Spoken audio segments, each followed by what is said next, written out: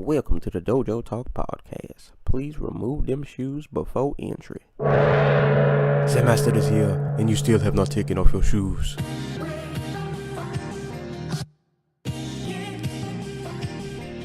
Yeah.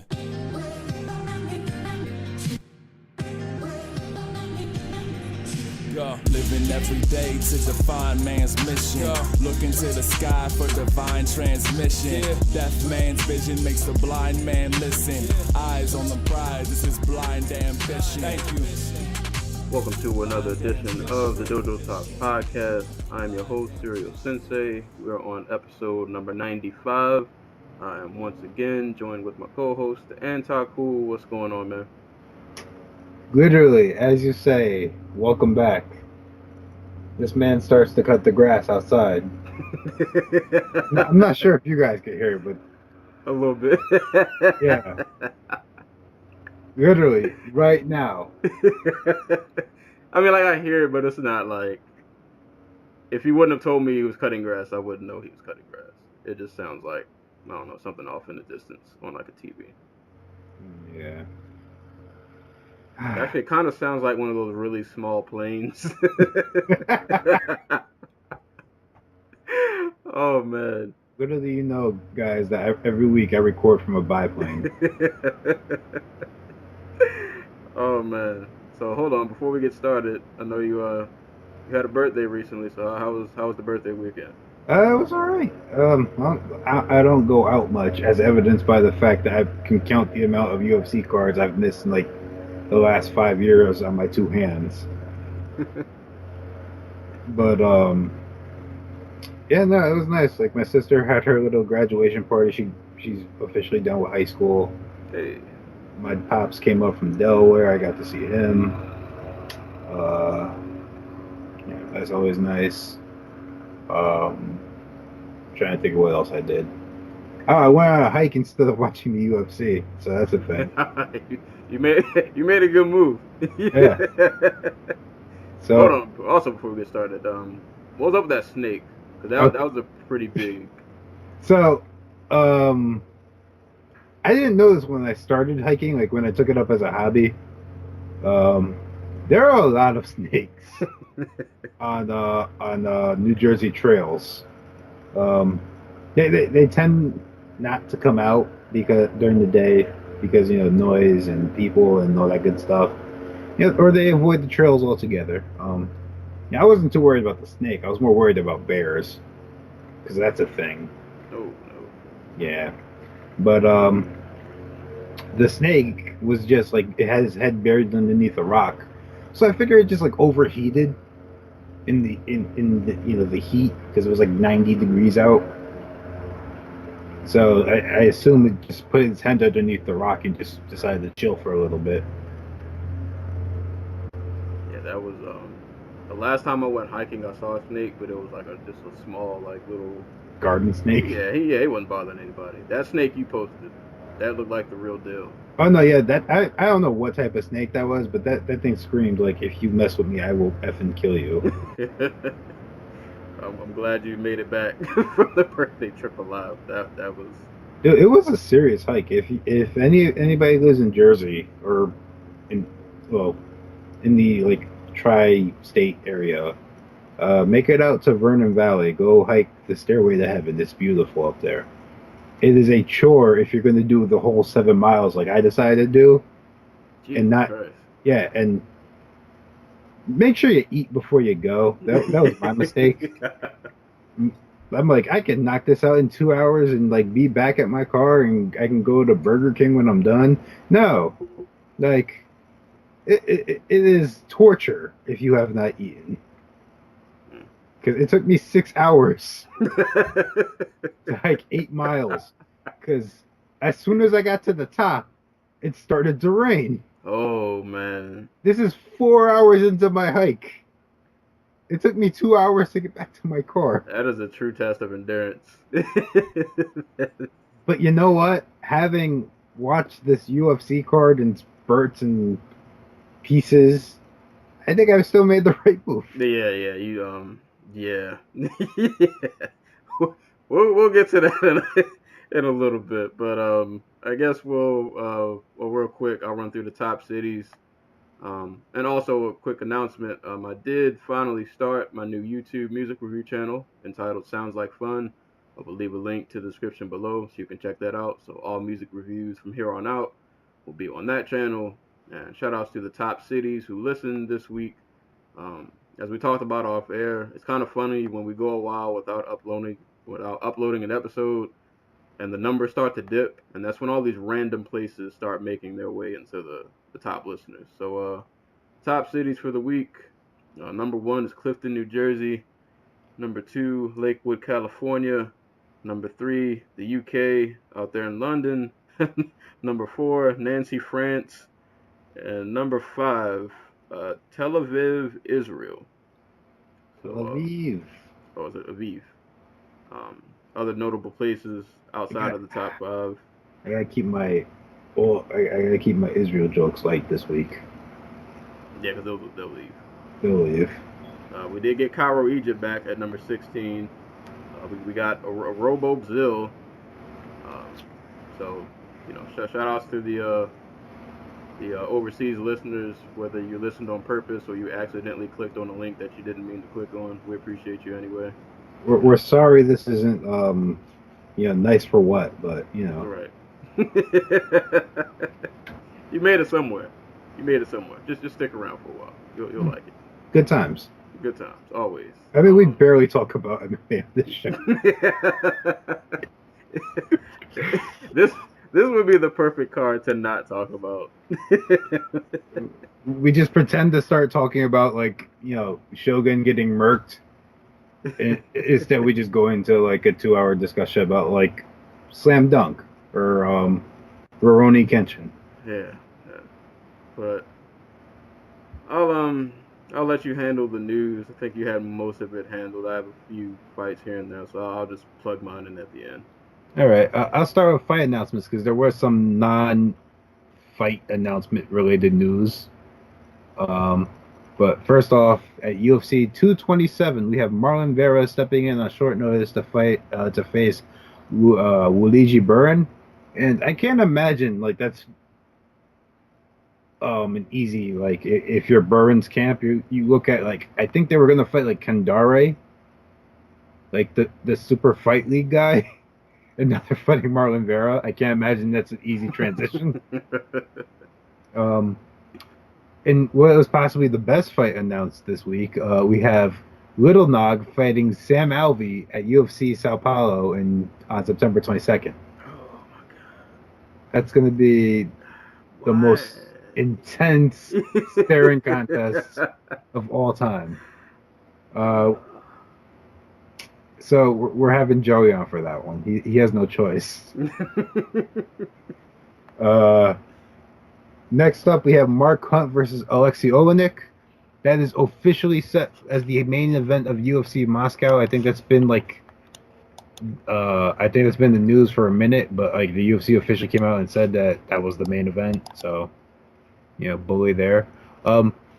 So the UFC also announced basically the entirety of the UFC 228 card, which is going to be going down in Dallas, Texas. The main event is looking like it will be Tyron Woodley versus Darren Till. Co-main event will be Nico Montano versus Valentina Shevchenko. Also on the card will be Jessica Andrade facing off with Karolina Kovacevic. Yair Rodriguez facing off with Zabit Magomed Sharipov. Aljamain Sterling fighting Cody Stamann. Carla Esparza versus Tatiana Suarez. Jimmy Rivera versus John Dodson. Ryan Benoit versus Roberto Sanchez. Charles Byrd versus Darren Stewart. Jeff Neal versus Frank Camacho. And Jim Miller versus Alex White. And as of right now, that's the card announced for UFC 228. The only other two fights I have, Thiago Santos versus Kevin Holland, who was the super late replacement, and headliner for PL5, Brian Foster versus Nathan Schultz for PFL5. For UFC 230, we have, I'm not even sure if it's really confirmed, but we had Weidman versus Rockhold 2, and Yoel Romero versus Paulo Costa, which I guess that means one, Rockhold and Romero decided that they didn't want to go to light heavyweight for whatever reason. But apparently Romero versus Costa isn't set yet. Like, the UFC leaked the news, but they're still technically in negotiations. Go figure. That's a freakish fight. Yeah, I don't think. Yeah, we don't even have a fight for UFC 229 yet, and they're already announcing the New York card. But Romero Costa is like, you're not going to find a juicier fight. Right. For lack of a better term. That's a whole lot of beach muscle. Yeah, that's man. Yeah. The world might explode on like that very first punch. That's too much testicular fortitude, man. Yeah, we can't handle that. Bellator also announced that AJ McKee Jr. finally get his big test fight. He's gonna be fighting former Bellator featherweight champion Pat Curran at Bellator 205. I can't remember what the date on that is. I like that fight. But yeah, I really like that fight from McKee. He'd tell us where he's at. Same, I guess, with Curran, who just seems to be on like the weirdest downslide where. He looked decent in the last fight, I remember, but not. Yeah, he's not the same. Well, like it's just that the problems that Curran had even when he was at his prime. Like, you remember him fighting like Eddie Alvarez and just struggling to pull the trigger. It's like that, but it's now just like his entire game. Yeah. And we'll get back to that later, with guys just aging out by just not being able to pull the trigger. All right, last bit of fight news: Virna Jandiroba will defend her Invicta FC title against Janaisa Moradin in September. Phil Baroni and Chris Lieben will be having a bare knuckle fight in Wyoming, because why not? And Anthony Joshua versus Alexander Povetkin will be on September 29th, I believe, and it will be DAZN's. I keep calling them DAZN. It will be the Zone's first Eddie Hearn helmed card on their streaming service. And speaking of the Zone, they recently came out with their starting point for the Zone US, which is going to be $10 a month. So there you go. The Zone and ESPN Plus, Fight Pass, and whatever Ryzen decides to do, if they'll be doing their $20 pay-per-views. We have some other news and rumors and stuff, if you want to get into that really quick. Let's do it. So, what was the most shocking news to me? Well, I shouldn't say shocking, but I think it's telling of how times have changed. M1 has officially become the UFC's first official feeder league. Oh yeah, I did read about that. Well, I didn't read it. I saw a headline about that. Yeah, so there's this big Mongolian/Russian bank. I can't remember the name off the top of my head. That's going to be financing a bunch of, in conjunction with the UFC, is going to be financing a bunch of regional MMA events throughout Russia, with M1 as a co-promoter. And M1 came out and stated that by signing with M1 and becoming a champion, I guess you get the chance to become a UFC fighter? Like, so is it kind of like the Russian LFA? It's like Titan FC, but more blatant. Like, as in, the UFC's in on it, and it seems like they're getting money off of it. You know what I mean? Yeah. Which, if they had this cooking for a while, all of a sudden their desire to go to Russia makes so much more sense, because you're having this big financial group back, your involvement in the country, like that. And that's what we were always saying, like, who is the money mark? apparently it was this bank and Fink. So whatever. And for those who don't know the previous history of M1, their management, I can't remember his full name. I think it's Finkelstein. Is basically the reason why you never got Fedor in the UFC. They wanted co-promotion. They wanted like a huge percentage of the pay-per-view and the gate, and I guess it was just a big mess. There's more to it, but that's basically it comes down to money and promotion. Now all these years later, and now all these years later, Fink is like, I don't give a damn if you take my champions.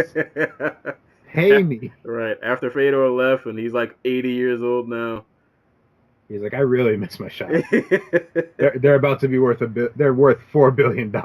Jesus Christ. I mean, I don't know. I can't say I really feel it. I think it's interesting though. It's such a marked change in the landscape, you know? Because the UFC was always so just like, it's just us. Like we're not. It makes sense in Russia to me because. And we can get into this this actually leads into another bit of news. ACB recently canceled a card they had scheduled in, was it Sweden, I believe? And this is like their third event they've canceled in as many months. And like there's a whole bunch of rumors behind the promotion that they might be going out of business because the head of ACB might be in jail. Oh man. Well, he's not the head, he's the backer, owner, whatever, the money guy. Yeah. He's the guy with the bag. Yeah. And that's a rumor. They came out and said that's not true. I don't know how much I believe that. They said it's not true. That means there's some validity. That would suck, man. They put on some really good, entertaining, really pretty violent cards. Right. And the reason I say this kind of shows like why the UFC is so gung-ho on co-promotion in Russia. Russia's really weird. Like it's up besides like Poland, I'll go as far as to say it's the only country besides the US where you could go as a professional fighter and probably make good money. They paid Bigfoot like $500,000 to go fight some juiced up dude who was patronized by like a Russian billionaire. And that's the thing, like these guys in Russia aren't paid to bring in money. They're kind of paid just to like it's a prestige thing. We talked about it before. The head of Fight Nights earlier this year got arrested.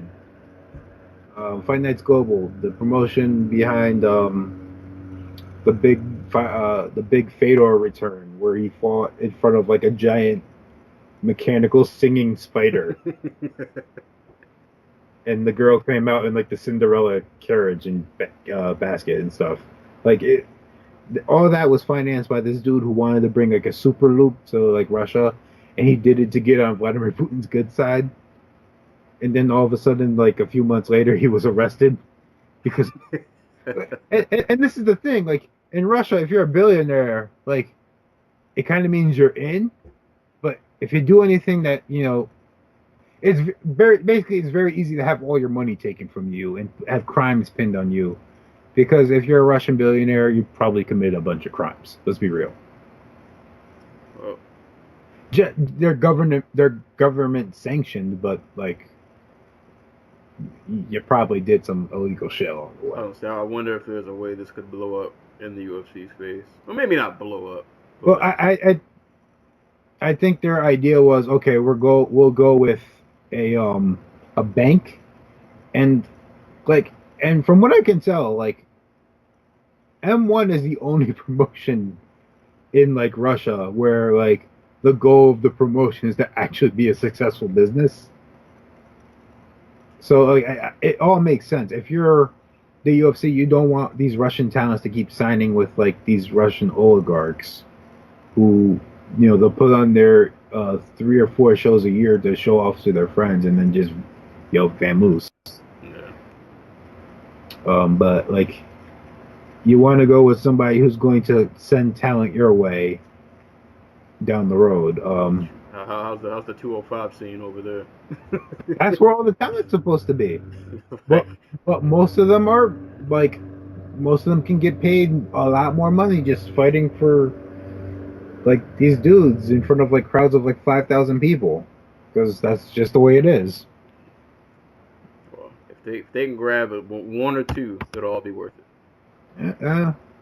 Maybe. I have my own reservations about the light heavyweight division, but we'll get to that later too. It's just trash. All right. Well, okay. Let's get some of this quick stuff lined up. Karate Combat is now a part of UFC Fight Pass. Yes, sir. Yes, that's great. More content. I hope they fill the UFC Fight Pass library with as much stuff as they can get their hands on, seeing as they're going to force everybody else to ESPN Plus. Yeah, and I will not go. I'm staying on the Fight Pass boat with my paddle. Like I said, if they do the thing where they price drop Fight Pass for people who have ESPN Plus, I'll do it. I'll think about it. Because it's just 5 and 5. If they'll give you that deal, I don't know. Okay, so this is just a rumor, but Daniel Cormier versus Brock Lesnar is being talked about as potentially being the first ESPN card, as opposed to a pay-per-view. Oh, so it'll be on ESPN or ESPN Plus, I assume. Oh yeah, I would assume ESPN Plus. I mean, God. Well, you want as many eyes on the product that it's like first week as possible. They did the same thing on Fox when they put Cain Velasquez versus Junior Dos Santos. Like, I get the reasoning behind it, but would Brock Lesnar come back for a pay cut, because you know he's getting pay-per-view points if he comes back? Should he fight on pay-per-view? Yeah.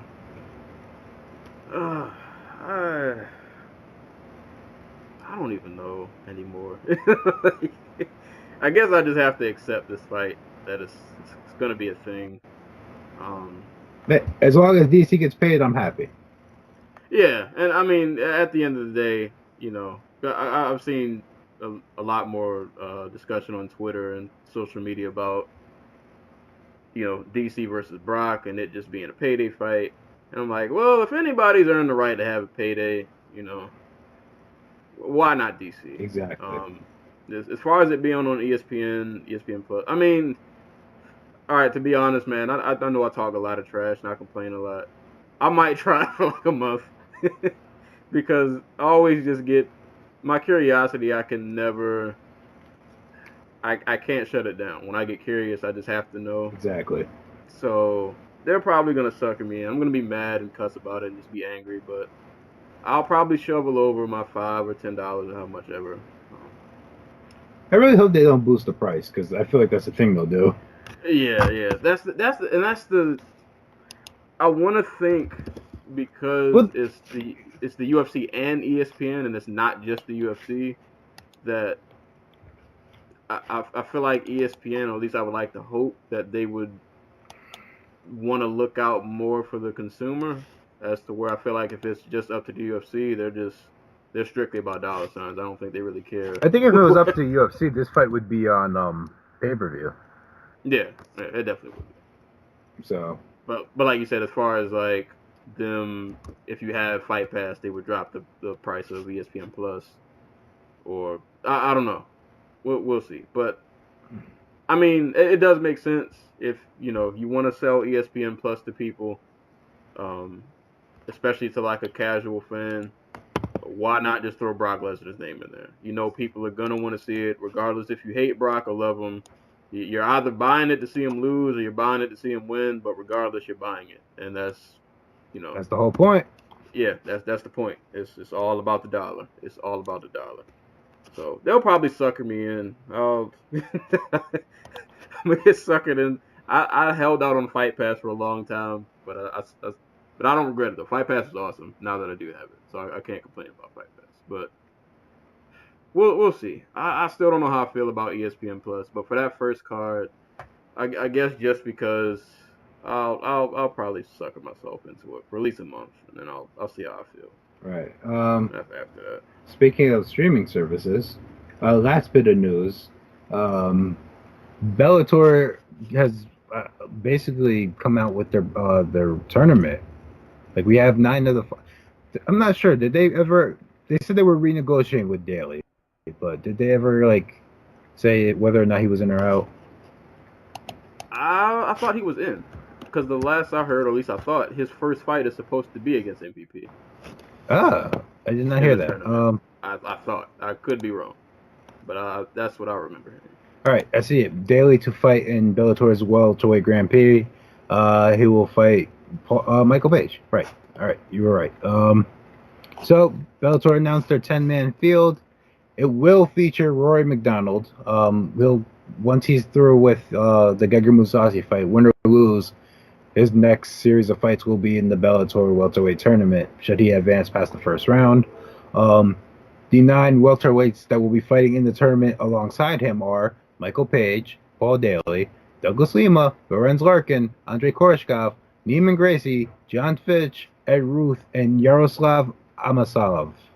The tournament will start with the matchup between Lima and Koreshkov at the September 29th show in San Jose.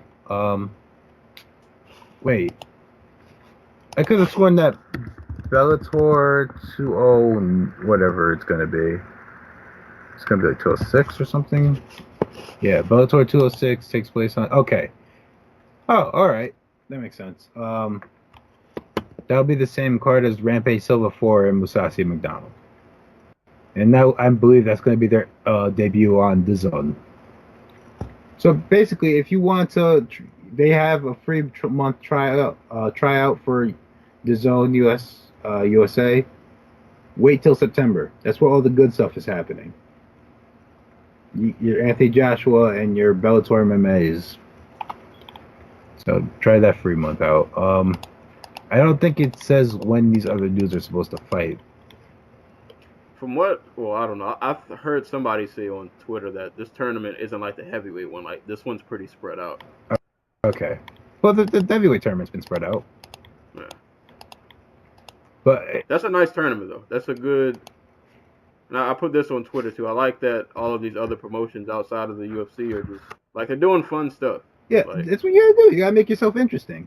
Yeah, they're making things interesting. Like, and I'm glad that they didn't try to, like, put Daly and MVP, like, on opposite sides of the bracket. So, like, it could be a potential, like, finals meetup. Like, let's throw this together now. And exactly. Do it while it can. And MVP, you better not get injured. You better not slip on a cord or kick a bag wrong, or, you know, I don't know, however else other people get injured. It's worth noting that Coker said every fight in this tournament should be 5 rounds. That's their goal. That's crazy. Yeah. I think it's awesome that, like, Rory's title is on the line every fight. Dude, that's it great. Just it makes me think of, like, you remember back in wrestling when they had the 24/7 hardcore title? Yes. That's exactly what this made me think of. Like, Ed Ruth just, like, hops from behind Roy McDonald in the locker room and knocks him out. So, like, yeah, man, like, Bellator's got tournaments, you know, going. PFL, we were skeptical at first, but, like, it's working pretty good, so... The ratings aren't great, but at least the product is fun. Yeah, the product's pretty solid, man, so... UFC, man, we got to do something over here. If we're talking about fun, I should I'll go to the rumor mill one more time. I saw a rumor that CBS Sports is very close to signing a tournament formatted MMA promotion, and my guess it would be that team promotion thing we were talking about a couple weeks ago from the HBO executive who had never heard of the IFL. So we might be getting team tournament MMA on television in the near future as well. We'll see. Definitely something worth keeping an eye on. Before we get into this Hamburg card, you want to glance over... well, I know you didn't watch the Contender Series, or... I never do. Well, which is really I'll, absurd because I would like it, but I just worked on Tuesdays. I'm just like, I know. I had to talk myself into staying up because normally I only watch like the first 2 fights and then I go to sleep. right. But I wanted to stay up and give it a watch. Oh, of course my page won't load, so I can actually let you guys know what actually went down on that card. That's almost every time we record. That's when my laptop decides it wants to quit. I mean, having Skype open is a very big drain. Like, why is it doing this to me? So you got a second laptop that's specifically for looking stuff up. Exactly. Well, I'll get into like the fights I remember. Like it was a decent card.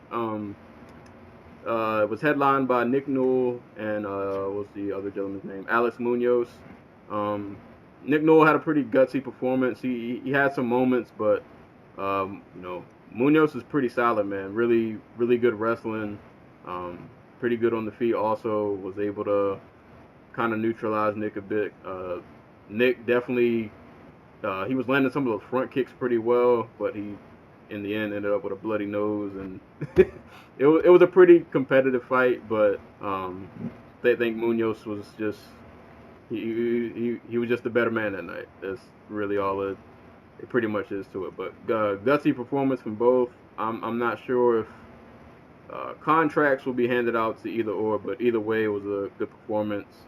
But the best fight of the night, if anybody wants to go back and watch this card, Sadiq Yusuf or Youssef, I'm sorry if I'm butchering his name, and Mike Davis. This was a really awesome fight. Pretty much a 3-round just striking fest. Like these dudes were throwing to kill, but it wasn't like sloppy, Right. It was these. You can tell these two dudes definitely are in the gym, working hard every day at what they do. It was a really, really, really good fight. I wouldn't mind seeing both those guys get signed because they both got some heat. Didn't get a chance to see a ton of their ground game because I don't think either of them really cared about wrestling that much. But the striking was A1. And there were a couple other good fights on here. I mean, shout outs to the young kid. His name was Chase Hooper. Is it Hooper? I'm trying to find his name so I don't butcher him. I think it was Chase Hooper. Kid was only like 18 years old. He got butchered in the first round, man. This kid was getting destroyed in the first round. Come back for the second and third, man. He was really poised. He found himself back in the fight. He started working his jiu-jitsu and clearly took rounds 2 and 3. Probably could have got a stoppage, but he's really green still. So I don't know if I personally didn't think he should get a contract, but at 18 or 19 years old, like he has plenty of time to grow and get better. So I think he's still somebody to keep an eye on. Jeff Hughes, who was the LFA's, I think, heavyweight champion, won by TKO. And Jimmy Groups from Australia won by TKO over Chris Birchler. So it was a pretty solid card. But like I said, if you're gonna watch any fights, watch the main event and definitely watch Mike Davis and the Sadiq fight. Like, how do you feel if you're Munoz and like all four of the dudes who won and besides Munoz end up getting some type of contract? Like Crute, Yusuf, and Hughes all got UFC contracts, and Hooper got a developmental deal, so he's probably going to be fighting in like LFA or Titan or something like that. But like, if you're Alex Munoz, you beat the dude who the whole card was built around, Right. and you go home with nothing. Yeah, see that, and that's like I said, I wasn't sure if he would get a contract, but I mean, if you're gonna give Hooper a developmental deal, I don't see why Munoz, at the least, could have gotten that. The funny thing is, he's a Team Alpha male dude. So you figure that actually makes a lot more sense now after watching it. Yeah, you figure he would like, that Uriah Faber influence would have helped him get in the door, but now. Well, hopefully, I mean, a lot of those dudes end up returning to the show. Yeah, maybe he'll fight again. probably get another shot. Yeah, so they should definitely bring him back though. But shout out to both of them and him and Nick Newell. That was a pretty awesome fight. Invicta FC 30, which I know you didn't get a chance to watch, but I'll kind of run through it real quick. I only watched it once. I didn't go back and rewatch any of these fights, so my memory's gonna be a little hazy. But main event for the strawweight championship was Jin Yu Frey versus Mina Grusander. I know a lot of people probably feel some kind of way about the decision. I thought Grusander won, even though Frey started to turn it around towards like the third round and the latter half of the fight. But I didn't think she won, but I won't argue because Jin Yu Frey was dressed up as Wonder Woman, so what are you gonna do? So she is the new strawweight champion. Co-main event, Felicia Spencer had a pretty good performance against Helena. I want to say this last name. Kolosnik. Yeah, Kolosnik. Yeah. Felicia won by a rear naked choke in the second round. Heather Clark had a decision over Kimberly Tanaka Noves. Brooke Walker Sanchez had a decision over Miranda Maverick. Stephanie Giltzmacher had a TKO win over Carrie Kennison. But the fight on this card that I want to highlight is Alicia Zapatella and Jillian DeCourcy. Alicia Zapatella is going to be a problem. This woman is nasty, man. Really good wrestling. Actually, it was kind of crazy. Is like I didn't really know anything about her before this, but they touted her wrestling credentials. But a lot of this fight was her standing with hands, man. And I mean, you can tell she's still a bit green, but she hits hard. She can take a hit. She's really exciting. Like, she pushes the pace. She has everything you want to see in a young fighter. Like, if time is on her side, if as long as she stays on the trajectory she's at now, she is going to be a problem at atomweight. Like, she is going to be a problem. So Alicia Zapatella, if you don't know who she is, look her up. She's going to be a problem. I promise you that she's somebody to look out for. Hey, these promoters are just waiting for somebody to show some type of like star potential, so they can like snap up an atomweight division. Yeah. I wouldn't be. I mean, if she wins a couple more fights, I wouldn't be surprised, man. She seems like the type they would thrust up there. Like, we need to get some cameras in front of you, and people need to see what you can do. But yeah, that was Invicta FC 30. I'm trying to bring up this glory card, but my screen froze.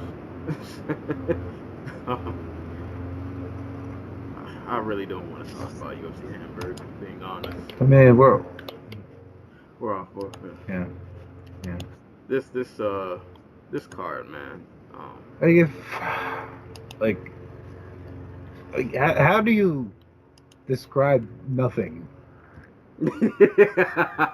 Because that's what it feels like. Yeah, and it's like, okay, we promised our partners in Germany that we'd come there once in a while, so let's stick these guys on this card and see what happens. You know what was crazy though? I was thinking while I was watching is like, the crowd seemed like they were having a good time. Oh, dude, these people have no idea what MMA is. Like, you can't put MMA on TV in Germany. These guys probably thought they saw like the number one contenders. Man, they were so I mean, props to them, man. They were having a blast during this card. Like, they were. It just seemed that way. And meanwhile, I'm at home like, Jesus Christ. Like, I was almost angry that this came on a Sunday, because it was just like, I felt like this card started at 10. I want to say Eastern Standard. Was it 10 or 12? I don't know.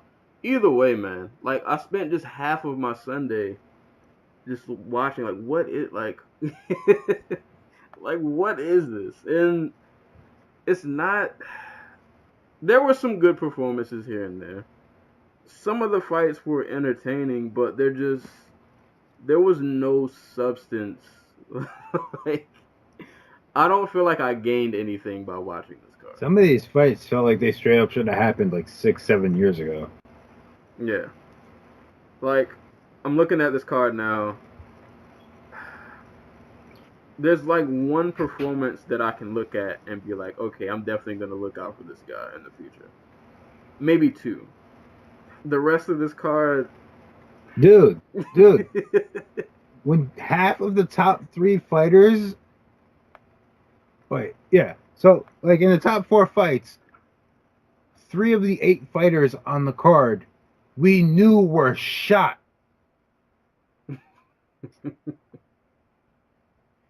We all know Stefan Struve is shot. We all know Glover Teixeira is shot. We all know Shogun is shot. And this is the top of our card? Oh, man. Like... Yeah, this is even like mediocre violence when, like, you know, Golovkin fights the mandatory for his like WBO middleweight title.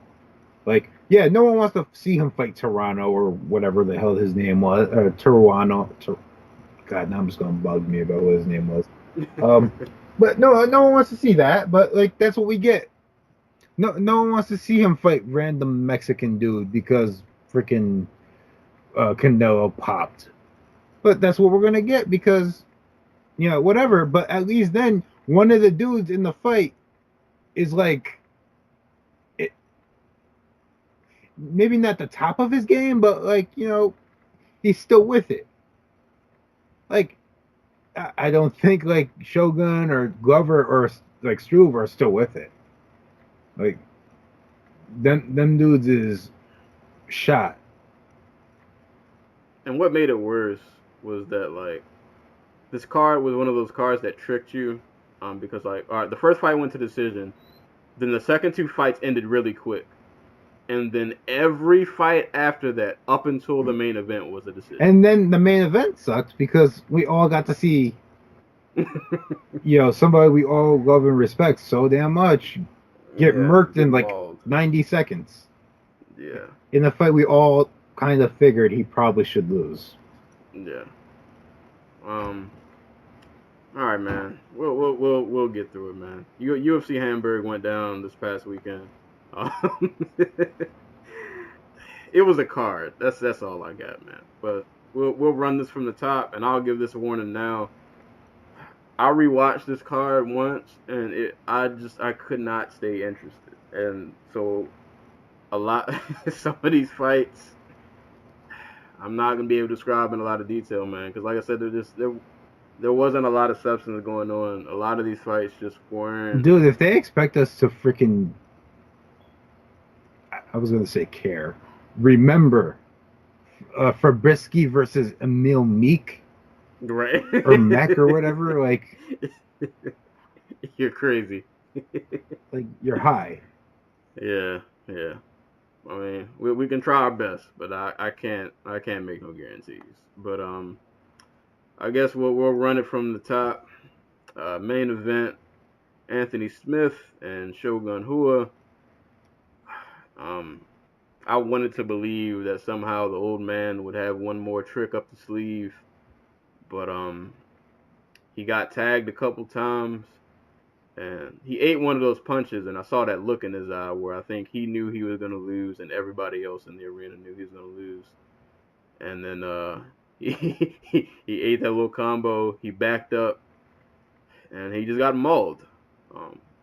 He got mauled, and then, like, the way he fell, it was bad. It was just bad. Anthony Smith just put the paws on him, and yeah.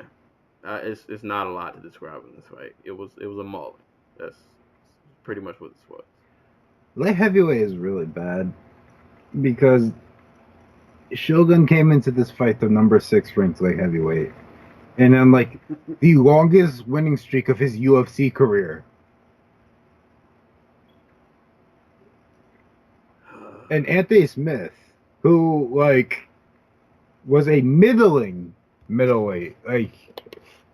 I want to say he was like 500 at middleweight, something like that. Just comes in and wrecks his, like, just pounds a mud hole in his ass. Like, I didn't notice until I was watching the fight. How was he making 185? He's a big dude. helium. I don't know. Like he had no business being at middleweight. But like, we talk about like what happened to like the glory division of MMA. They're all fighting at middleweight. Chris Weidman, Luke Rockhold, Yoel Romero, to an extent Jacare Souza, like all those really big dudes like Anthony Smith, like they're all actually 205ers. They just refuse to accept it. And I don't get why, because you watch something like this and then you're like, oh, I could have fought that Shogun Rua. Instead I have to go fight Jacare Souza? Right. Like, this.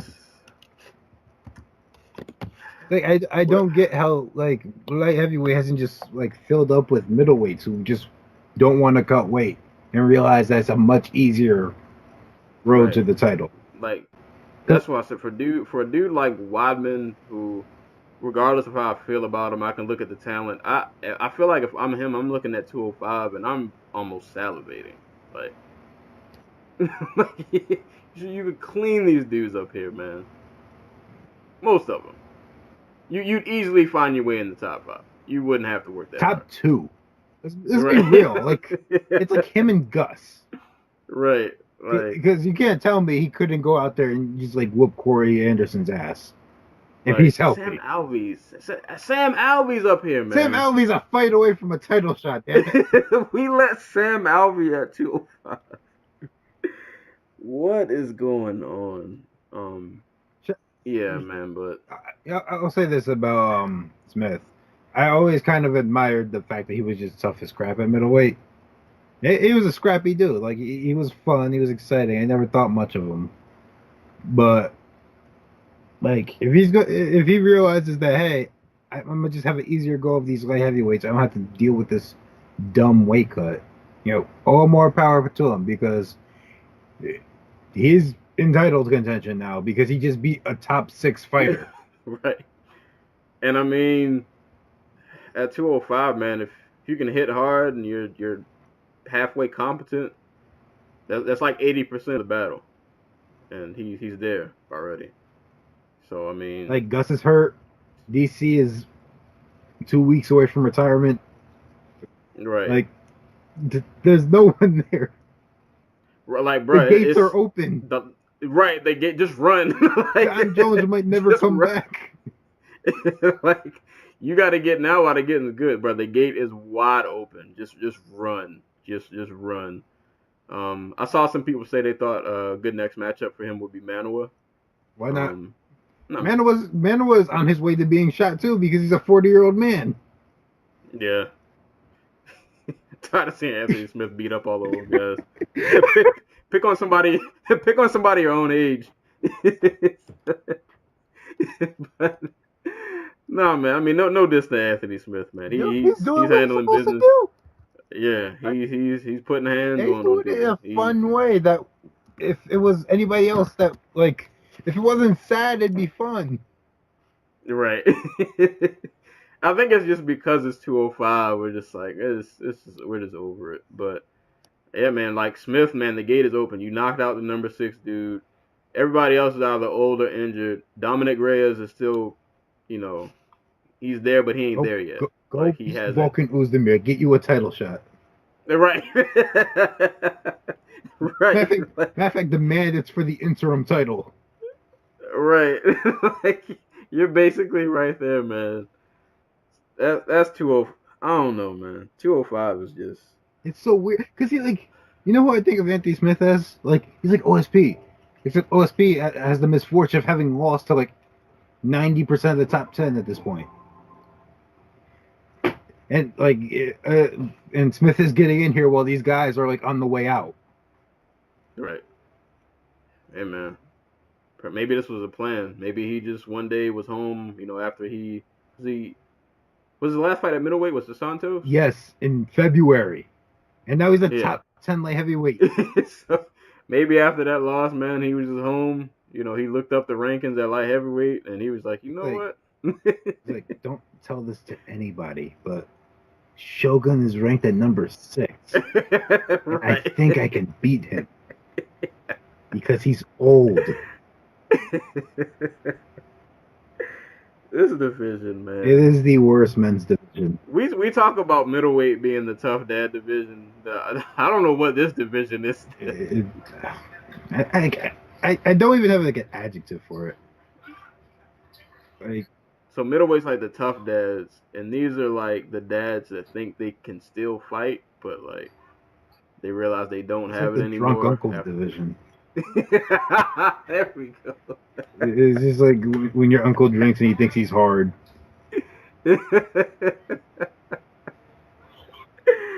Oh man, but that's the main event. It was a main event, but props to Anthony Smith, man. He put the hands and paws on Shogun. He did what he needed to do. At least he's fun. This could be like welterweight, where like the dude wins, but like we spent 25 minutes watching him. I don't know, like hug him for. Right. He's out there. He's putting guys away. So you know, shout out to Anthony Smith. Keep doing what you're doing. The title shot is basically yours because nobody else is there to tell you otherwise.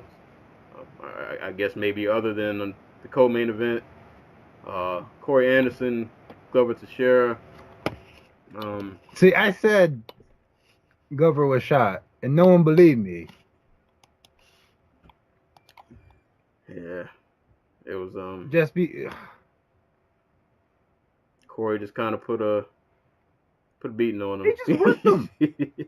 Like Corey pretty much did whatever he You wanted. want to know what this fight reminded me of? Gastelum versus Jacare. Where it's like you see the flaws in Gastelum, but Jacare is just too old to do anything about it. He's like Corey just worked him. There's not like just put a pace on him. Just like there was nothing Glover could do. And like eventually he just got gun shy. He's like, we've been fighting for 10 minutes. I'm really tired. I'm gonna conserve my energy and not throw anything. And that just opened up Anderson's striking where he was able to get takedowns easier. Yep. That literally what the fight was. It was he just worked him. Like kind of the way Glover used to turn away the young guys is how Corey turned him Basically. away. Like that's pretty much what this fight was. Takedown, rides, a little bit of ground and pound here and there. Glover pops back up. Rinse, repeat. Yeah. For 3 rounds. And just real quick, it's not really a surprise that Glover is like on the downslide. He's been fighting for 16 years. Yeah. Right? And keep in mind, like he didn't even get to the UFC until he was like 9 years into his career, 10 years into his career. Right. He was like mid-30s making his debut. So, yeah, it's Corey gave him the work. That's pretty much all you can say. He's another dude who's like he's like right there at the top somehow. He's just there. It's him, it's OSP, it's Anthony Smith, and Volkan Ozdemir, and Gus. That's what it is right now. Right. That's all the two. And Jimmy Manua sometimes. Not as a plate. But yeah, there's not a lot to dissect about that fight. Old guy went up the youngin. He beat him up. He got him out. He reminded him of how old. It's like watch freaking 15-year-old play like a 40-year-old in like full court basketball. Yeah, he just crossing him up, dunking on him. And the other dude just has his like hands on his knees, Right. like he's holding his back. It is really hard just watching like the older guys just get. But this is what happens when like there's no young guys to come and eat them. The young feed on the old. That's how the sport's supposed to go. Yeah. And they are feasting. Like, But that's like they're really not though. Like they're supposed to be. Like this should have happened like Shogun and Glover like years ago. Instead they hang around and they beat guys like OSP and like Manua and like Volante and they get to keep their ranking. they just needed the right young guy. They both ran into him. Like I'm not sure that version of Shogun beats Dominic Reyes. He gets washed. he gets washed. Yeah, it was, he just worked. And I love Glover, man, but he got worked. I respect the crap out of Glover for just sticking in the game as long as he did when he was just stuck fighting in like Shooter Brazil. Right. And he managed to turn that into like a run at the UFC title. Right. I mean, and it was a good run like while he had it, but man, Father Time is undefeated for a reason. And it catches you one way or another. But yeah, Corey Overtime Anderson gave Glover the work. It's like to point out, like both the dudes who lost in the co-main main event were like they wanted title shots against the guy who just murked Stipe Miocic. And in all honesty, probably like they were not that far. No, Shogun was knocking on the door. He was there.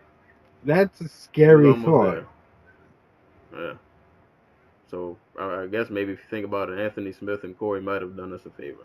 May have done them a favor. Yeah, DC versus Shogun. Ooh, that would not have been a pretty fight. But yeah, that was Corey Anderson and Glover Teixeira. His next fight, Abu Azaitar and Vitor Miranda. I do not remember a ton. I think Joey put it best. Like this fight was straight up out of like 2009. Like I feel like there were just a lot of there was a lot of takedowns and just like ugly sweeps that like, oh my god. So I believe this is the fight where Azaitar tried to like cradle Vitor Miranda, like cradle rock him into like I guess so he can get top control. So he just like falls backwards with like his head and like arm underneath, like one arm over the top, one arm between the legs. He just falls backward and pulls Vitor Miranda to mount. It was the funniest thing I've ever seen in a fight. Oh man, I don't have anything else to add because I rewatched this fight twice, and I still don't. It was it was Azaitar throwing like a bunch of ugly ground and pound that barely or didn't land at all, and winning just because he kept up a pace and was just stronger than Miranda. And when Miranda would get on top, he would just push him over. It was a combination. It was a combination of bad everything. That sounds like a middleweight fight. Oh my god, it's the most middleweight fight. That's a tough dad fight. But I mean, either way, Boo got the W. So congrats to him. Won unanimous decision. Next fight, Marcin Tybura and Stefan Struve. I don't know why I always just root for Stefan Struve, and I know this was a Stefan Struve fight, I guess. If I was to describe this, like the typical Stefan Struve things that normally happen seem to happen. I mean, he worked his jab a little bit in the beginning of the fight, and I feel like he got away from it for a little bit. He got taken down fairly easily. Wasn't able to do a lot off his back. There was one round, I can't remember if it was the second or third, where he was doing pretty good for a while. He landed that nice front kick to the face.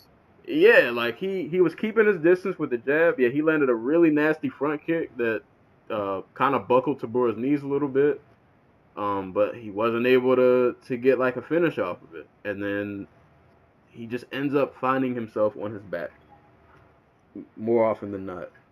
you know, and you can't win a fight off your back. And he wasn't able to like get off any triangle. I think he went for a couple of submissions, but he didn't, you know, he didn't sink any of them, man. But it was just a Stephen Struve fight. If this was Stephen Struve from like 2012, he probably would have knocked Marcin Tybura out in the second round. But like, as lumbering as he's been in the past, it just kind of felt like he was in zombie mode the entire fight for some strange reason. Yeah. Like this is what happens. Like he's not old, but he's what 30, and he's been like how many? He's been in the UFC for how long now? Yeah, it's been a while. He's got some wear and tear. So he's been in the UFC since 2009. About, yeah. You shouldn't. So basically, he's been in the UFC since he was like 20 years old. Has he ever changed, Jim? Yes, he left. So his original Dutch kickboxing gym was the Mike's Gym, I believe. I could be wrong about that. But I want to say it was Mike's Gym, the big gym in the Netherlands where all the big kickboxers came out of. Hold up, let me make 100% sure. Like, but from what I can't even find the name of the gym. But like he trained in one of those kickboxing gyms in the Netherlands where like all the big kickboxers of like the K1 era came out of. I think Mainhof was one of like the dudes in the gym with him. Like, and from what I can tell, all the problems that you see with his game stem from the fact that they would just let him go in there and train with all the big dudes because he was a big dude himself. And basically, they would just like go to war and beat the shit out of him. So like his entire offense and defense was based around just like, I have to survive, I have to throw back, I have to plant my feet and like, you know, not get scared off because Melvin Manhoff is throwing, you know, haymakers at me, which could be scary. So he never really developed the outfighter game like we all wanted him to, which, you know what, I don't believe is like a killer thing. I don't think he needed to be an outfighter to be successful in MMA. But he is not good as an infighter either. Like if he was going to be like a dude who gets into wars, he needed to be a dude who was really good in the clinch. And he never was. Not particularly good anyway. And that probably has something to do with the weight cut, because he was one of the dudes who probably had to cut weight to make 265. Yeah, to make. Yeah. Like, he probably would have been better served if he could come in at like 285. There was a super heavyweight. Or just like a no limit on the weight class. Yeah. But, you know, Tabor did what he had to do. He took him down. He was able to close distance, get in his face. You know, he did what he needed to do to get the W. Not the prettiest thing to watch, but, you know, it is. Like, you want to know, remember, earlier you brought up like Russian prospects for like a light heavyweight. And it just got me think of how like excited I was for like Marcin Tybura when he got to the UFC, because he was fun to watch in M1. He was like, he would take guys down, he'd beat them up, he would like go for the submission, and then I'm like, okay, this is what I expect out of all the Russian prospects at like 205, because they had a couple of them in Ryzen. I was like, oh man, I can't wait to see Jury. What the hell is his last name? Fragrit, the dude who King Mo knocked out, you know, fight in the Ryzen tournament, and then he was boring.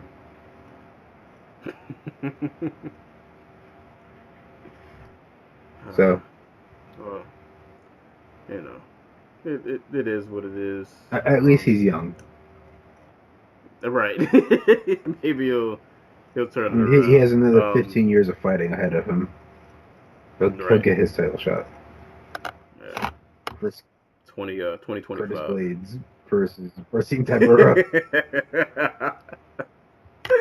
Oh man. All right, I can say though these next two fights were pretty good, really good actually. Danny Roberts and David Zawada. Actually I think this one fight of the night. Yes. At least according to Wikipedia did. Well deserved, man. A lot of main thing I remember about this fight, there were a lot of transitions on the ground, man. These dudes really they were all over the place. Like these dudes were throwing, they were grappling when they were on the ground. Just all kinds of transitions and sweeps and people almost getting caught in a choke and then getting out. Danny Roberts' corner screaming at him for doing stupid crap. Like, this was a really fun, really wild fight. I thought Zawada won, but I like Danny Roberts, so I didn't complain. But I thought Zawada was gonna get the nod, but this was a really dope fight though. Like if there was a bright moment on this card that somewhat made the night worth it, or at least it sparked some life into a card that really needed it. This was one of those fights. Like I said, both dudes really just went at it, from the ground to striking to everything. It was just back and forth, crazy sweeps and transitions. Just everything was going on in this fight. They both really went out there and just they threw down. Yeah, no, it was an entertaining fight. It's no wonder that freaking what's his name, Henry Hoof, just stormed out of the cage after the second DC Rumble fight. It's because none of his fighters listened to him. Because Roberts, I don't remember what exactly it was in the third round that Roberts went for, but he was on top. And then all of a sudden he did something, and Zawada was able to sweep him over and get like the takedown, or the reverse, and get on top with like 25 seconds left in the round.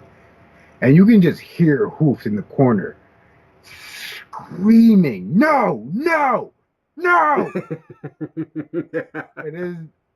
It made me laugh when I heard it. I'm just like, no wonder Roberts is such damn close fights. Oh man. Well, speaking of screaming, I don't know if it was this fight. The refs were not with it this time. Oh yeah, no, they were. Oh, the refs were not having it. Oh no, it was during the Struve fight, I think. There was a moment where they were like up against the cage, or they were on the ground, and he literally stopped the fight to like explain something to Struve. Like literally, like the whole fight paused, and he just like yelled at him for something, and then they just kept going. Yeah, refs were not having it tonight. They were really angry. I mean, I would be too if I had to work UFC Hamburg. Yeah. I mean, they were in Germany. They could have gone out drinking. But, yeah, if there's at least one fight on this card worth going back to look at, Danny Roberts and David Zawada. Shout outs to both of them, man. That was a really awesome fight. It sparked some life into a card that just really needed it. And I'll say that also about this next fight. Nasrat, Lord, this last name. Hak Parasat? Oh, I know I said that right. Hak Parest. Hak Parest. And Mark is it Diakase? Or I feel like I heard them pronounce it another way and I can't remember. You know, at this point, I don't care. It's Diakase. Yeah, we're gonna go Mark Diakase. I mean, Ryan Benoit doesn't pronounce his own name right. But this was another fight that definitely brought some life to the card, man. Nasrat literally is out there looking like this little mini Gastelum. It's like Gastelum's smaller cousin who makes. Yeah, he looks exactly like Gastelum. It's really weird. Yeah, it's kind of scary. Like he's literally a lightweight version of Kelvin Gastelum, and it's kind of crazy. I ain't gonna say he fights like him, but when he throws hard hits, it just looks like Gastelum. Like it really does. But these two had a pretty fun fight. Diakase had a pretty solid first round from what I remember.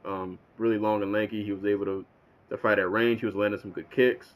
But that second and third, man, when Nasrat finally like got his timing and distance down, and he was able to just put pressure, he was having just these really violent spurts of just just like him just wrecking shop and just tagging Mark. He had him really hurt at the end of the second round. Yeah, he mollywopped him a couple times. I was really impressed at like the pace he was able to keep because he never slowed down. Like once he got that range and distance figured out, he was firing on all cylinders. He wasn't giving Mark room to breathe. I mean, props to Mark, man. He was striking back. He was keeping it competitive, but Nazareth was all over him, man. It was really fun to watch. Just another case of even outside of the top 10, top 15 at lightweight, killers all over the place, man. He's another one of those dudes who you line him up against any lightweight, it's not gonna be an easy night. He was out that looked like a man on a mission. He was trying to get a kill. Yeah. he was trying to catch a body that night. Didn't get it finished, but nevertheless, really impressive TKO. I mean, a really impressive decision win. Like I said, definitely somebody to keep an eye on. Just he really bought it. Just nice quality, high-paced violence. Right. Real quick on Dia Casey. Like, I get the temptation to turn him into this like range fighter who fights off the back foot and periodically throws kicks. But that's a game that takes so long to develop. Like I kind of wonder trying to do it in the UFC on the fly in the toughest, deepest division in the sport is like the right move. This was the best his striking has looked, because we all got the wrong impression of him early in his like UFC career when he got that like quick 30-second knockout in that he was like this killer striker. Like he's primarily a wrestler. If you go back and watch any of his fights in like Cage Warriors or whatever, it's a lot of him throwing guys around. Just because they're like the guys who were fighting were really bad wrestlers and really poor athletes, compared to him at least. Again, he was doing some really nice things. Like he was doing really good work with the jab early, but once Haqparast got like his distance down and realized that he's just going to back into the cage if I pressure him, the jab basically just stopped landing because like okay, he's in this position. I know he's going to throw the jab. I'm going to slip it and then come back with the uppercut, left hook, right hand. And he did that like a couple times. Just like a really good example of like just I'm not gonna say like just reading your opponent from Haqparast. Like okay, I can force him to square up and I can beat him by forcing him back into the cage because there's a guy who doesn't know how to pivot yet. There's a guy who doesn't know how to get out of tight situations with his footwork yet. So he did the Gus run and the crowd was not happy. He definitely put off the Gus run at one point. Right. I'm surprised he didn't go to the wrestling sooner. Like I remember him trying for like a takedown in the third, but yeah, it was a really good performance from Haqparast. I remember when he got signed, like there were some people who were saying like he was going to be like a really big deal, and me and my I don't know, cynicism, I'm just like over big deals now. Like okay, show me something. There's like a million dudes in the UFC who were killers on like the regional scene like 3 years ago and are still trying to like make a name for themselves. Like Gregor Gillespie, I was so high. I'm still so high on him, but we're still waiting for him to get a top 15 fight. Like James Vick, I don't think has had a top 15 fight yet. As much as he's been trying. Like so, like just I'm trying to see the guys who are already in the game. You try to get over. So like you have to really show up and show me something if you want me to be excited. At least a lightweight. Yeah, because I mean, the road just doesn't get any easier.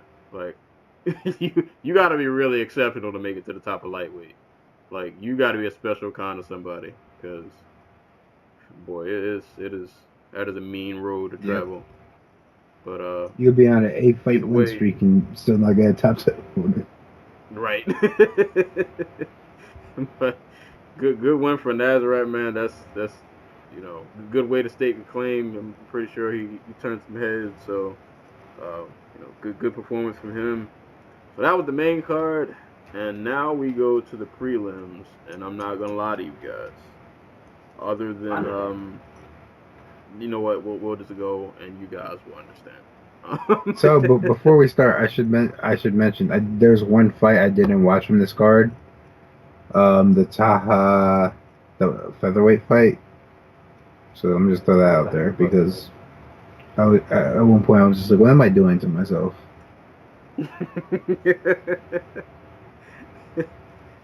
Yeah, I mean, we'll get to it. There's only so much time in the day, right. so much time in your life, and you really want to be sitting here watching UFC Hamburg top to bottom when it happened like 3 days ago. Top of the prelim, the feature prelim fight, Damir Hadzovic and Nick Hahn. So this fight I literally watched for the first time about 5 minutes before we started this call. All I remember about it is Hadzovic rocked Nick Hahn really bad in the third round, but like he hit him with a punch that turned him all the way around, and then he proceeded to hit him in the back of the head on the way down, and the ref didn't do anything about it. You remember way more than I did, because I don't got nothing. All right. I'm trying to remember what British Anik said. I think it was something along the lines of, okay, so Hadzovic basically beat him with the jab, and since Nick Hahn only knows how to throw like 2 punches, he didn't really have an answer for it. So I think that's the fight. I'll take it, because I can't rebuttal it, because I don't remember. No disrespect to any fighters who are about to be named in like these next 8 fights. I tuned in and out of this one, man. Like, I can't lie to you guys. I tuned in and out this card. And I mean, I'm pretty sure if you watch this live like I did, I'm pretty sure we all feel the same. That unless you knew these fighters personally or you were from their countries, I don't think a lot of us were too thrilled about a lot of what happened. But either way, Hadzovic got the W by split decision. Next fight, Bartosz Fabinski and Emil Mek. I watched this fight. Basically, it was Fabinski taking Mek down at will. Like, literally just picking him up and slamming him down. Didn't somebody get rocked? I want to say Fabinski got rocked and like Mek had him in like, not like a guillotine, but like a weird front choke. Yeah, he tried some kind of choke. And then like 3 seconds later, Fabinski picked him up and threw him down. Yeah, all right. It's kind of coming back to me. I just, a lot of takedowns is the moral of the story for that. Takedowns and lay and pray. Straight out of 2011. Yeah. And that's that fight. There's nothing else to really dive into. Next fight, Nad Narimani and Khalid Taha. Another fight that I watched and I just don't remember. I believe these were just two. It was one of those fights where like both of the guys were athletic and like they were landing things and getting takedowns, but nothing. Was they were like, doing stuff, but like, did it really matter? Right? Like, it was just meh. And not to say like they're not talented or they're not good, but it just wasn't. I didn't leave that fight with anything. Like, nothing about it really, like, stuck out. The chemistry wasn't right. Yeah, there was nothing. There wasn't a lot going on there. It's worth noting, I believe that's the same Khalid Taha that fought in the Ryzen Bantamweight Grand Prix. So there's a little bit of trivia for y'all. Granted, Well, he lost. granted, if you watch this podcast or listen or whatever, you probably already know that. Well, he took the L tonight, or that night.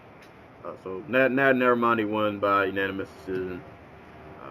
So that was that. All right, so these are where I start remembering the fights. Right.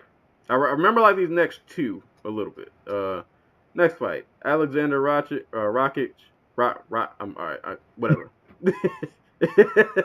I can't get it. Unless he comes on the podcast, we don't care. Right. Versus Justin Ledet. Rakic beat the bricks off of Ledet, man. Took him down, beat him up, just beat him up. Like this was like, yeah, this was one of those fights where like they bumped shoulders in the hallway and Rocket just proceeded to pat his pockets and beat the crap out of him. Two judges gave every single round a 10-8, and I can't disagree with any of that. Like, he really just took this man down and just pummeled him repeatedly. And props to Ledet because he didn't he didn't try to run away or like. Right, he never stopped like trying to fight back, but it was just one of those fights where like the other fighter's drowning and there's no. He's trying to swim back to shore, but he's just not gonna make it. Rocket just tied that cement block to his leg too tight. Right, he is just out at sea. This was like the big brother, little brother, like when the little brother thinks he's of age and he can take him, but like the big brother is on like steroids. Right, is like a D1 linebacker. Right, and the little brother's like in middle school. You're right. Like you're not ready for this shit. There are levels. There are levels to this. The funniest part to me was I say funniest part. His name is Gooden, right? I'm terrible with names. The commentator, besides Dan Hardy. Is it? I have no idea what that guy's name is. To be honest. I'm going to call him Gooden because it feels right. Gooden said at one point that Ledet said that Rakic had never faced anybody like him, but he had fought many people like Rakic. And almost immediately after that, Rakic presented a right hand that seemed to have broken Ledet for like a split second. And he just went. I'm like, damn, Ledet just gets his ass beat on the day he doesn't.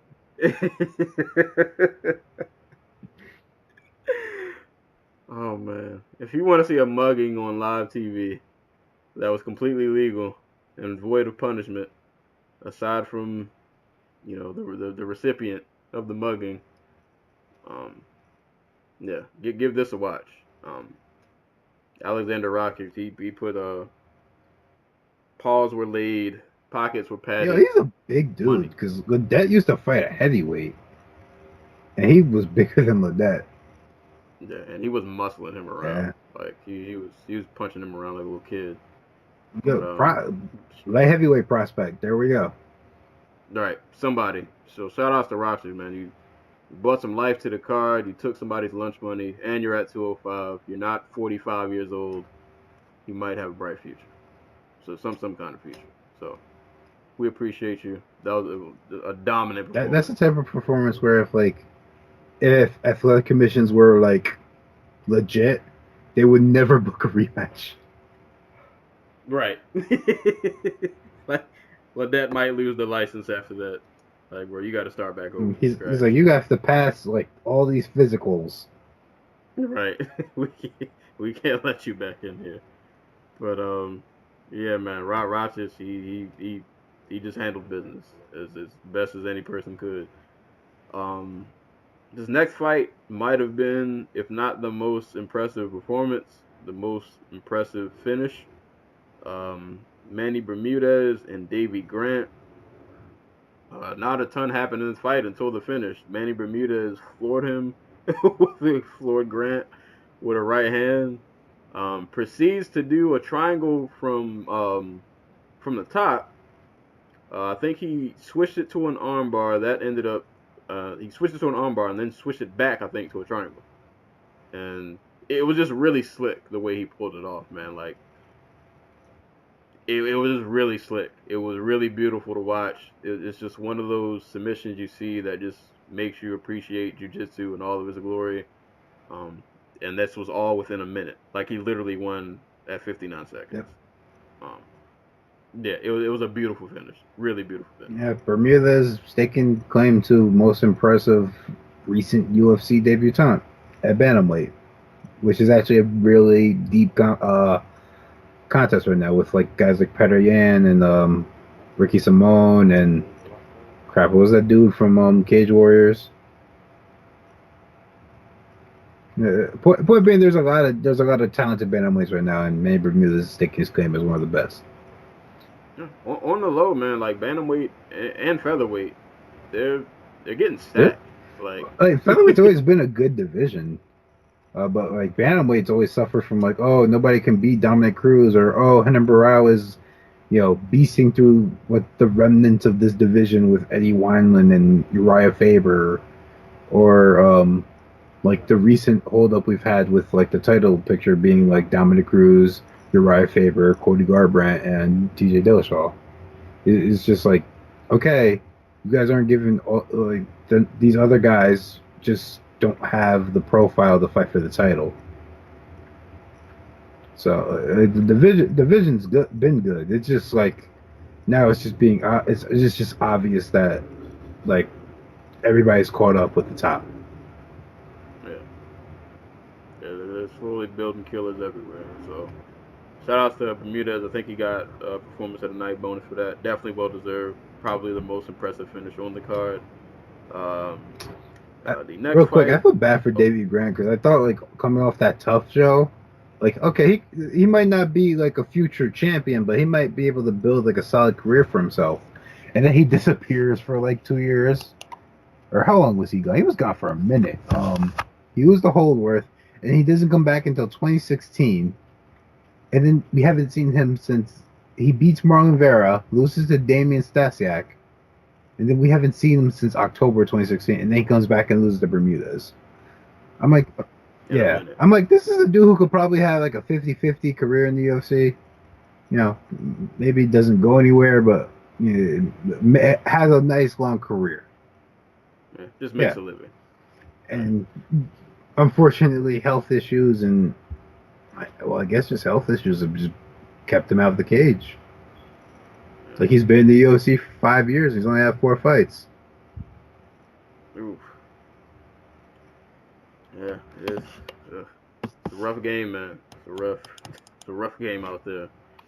But yeah, Manny Bermudez got that win by triangle. Next fight, Darko Stojic and Jeremy Kimball. I'm trying to remember the finishing sequence. I just remember. Oh, it's brilliant. Did Stojic eat a punch going for the takedown? No. This was the second funniest thing to happen on the card behind Abu Zaitar trying to cradle and then ending up with somebody in mount. So Kimball. At first, I thought it was a bad takedown attempt, but it was set up. It was just. Yeah. Oh, he did the judo hip. Yeah. Was that? Yeah. Okay. Yeah. I remember. So like a whole lot of nothing happens for about 3 minutes. Kimball shows the jab, gets what's his name? Stojic.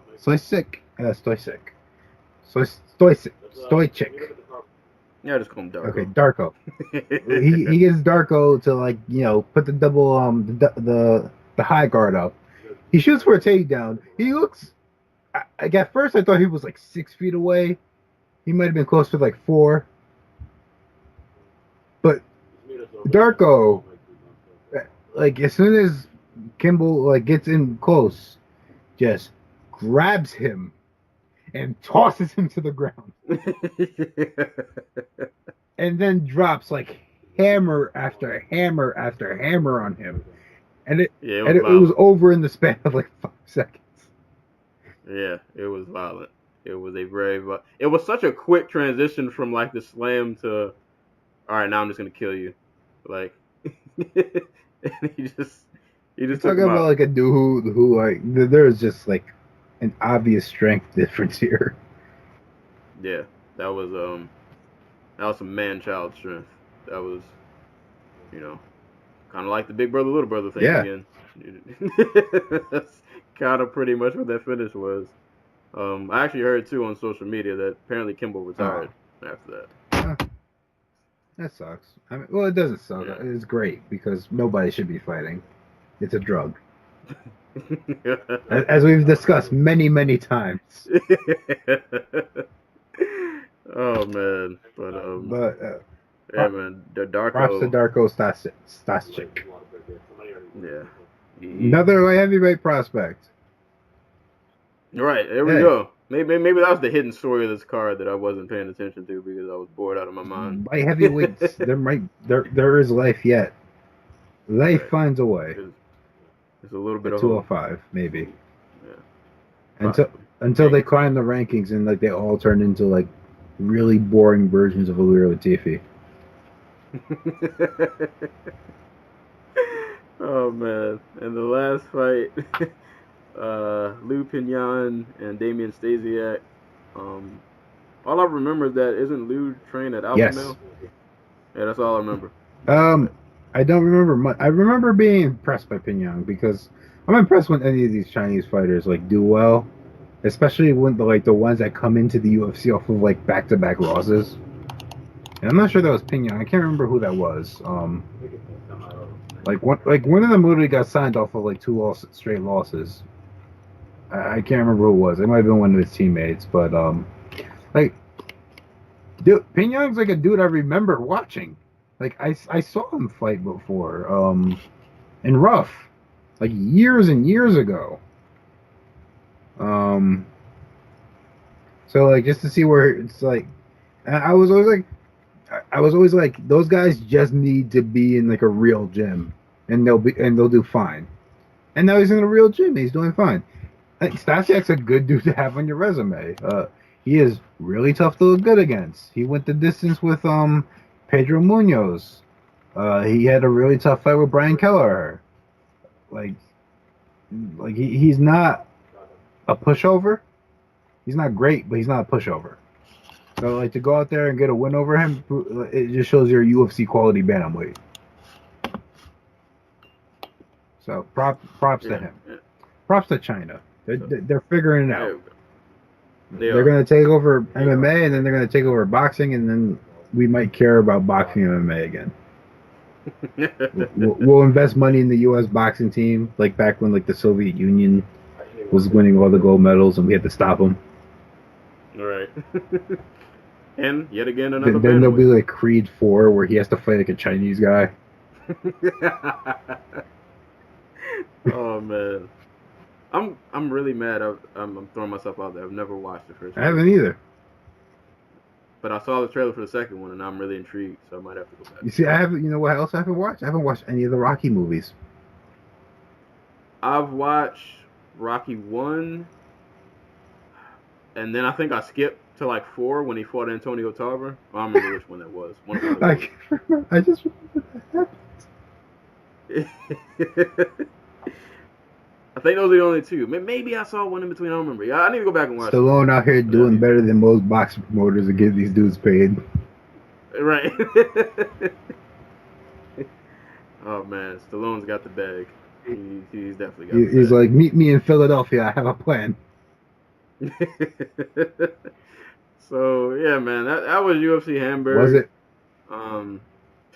Did Dennis Seaver even fight on this card? How could this be a real UFC Germany card if Dennis Seaver isn't on it? Oh God, it was. They should just have like a traveling statue for Seaver whenever they're in Germany. Just be like, this is your god. He would have fit right in on this card. He really would have. That's the sad part. This card would have been perfect. This card would have been perfect.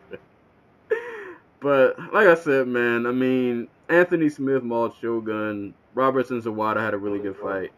Nasrat had a really impressive performance. Light heavyweights. Yeah, a couple light heavyweight showings. Man Bermuda is really impressive. Like, there were spots that were good, but as a whole, this card was really hard to get through. Like, think of word sandwich between. We just we didn't really. I'm not gonna say we didn't enjoy UFC Boise, but like those fights had a little bit of meaning behind them. You got JDS coming back. You had Chad Mendes coming back. You had Darren Elkins getting fed to the freaking younger, more entertaining version of himself.